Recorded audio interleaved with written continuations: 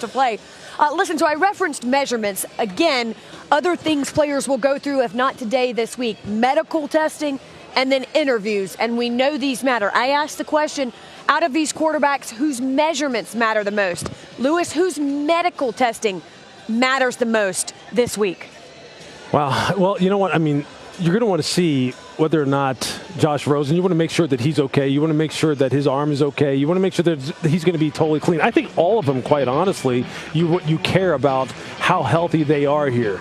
Because these are guys, again, as we said, these are guys who really are carrying the fortunes of franchises, considering where they're going to get drafted. They're going to be carrying them on their shoulders here. So with a guy like Rosen, you want to make sure that he's okay. I don't really see any real concern with any of these guys from a real medical perspective. The two concussions you have to look into with Rosen, true, just to make sure. Yeah, well, he's the one why I want to highlight him. I think the most important thing, though, with all these guys, in particular, from the people I've talked to and then just kind of doing my own due diligence, is exactly what are you getting from a makeup standpoint, and does it fit what you're trying to build?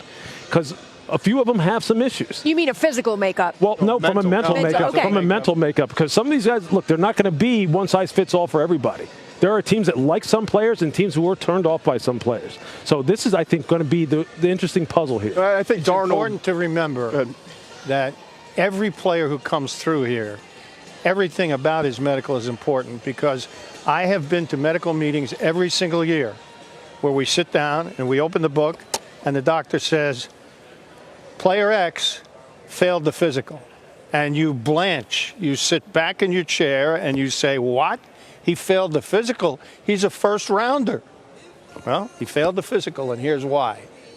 And that happens every single year. So you can't take anything for granted going into the physical exams. By the way, they will also find 2 or more players who have life-threatening and career-ending conditions here.